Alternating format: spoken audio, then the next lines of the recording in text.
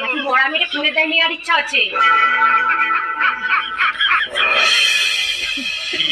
মা, এই নিন চা। বৌমা, এটা চা হয়েছে?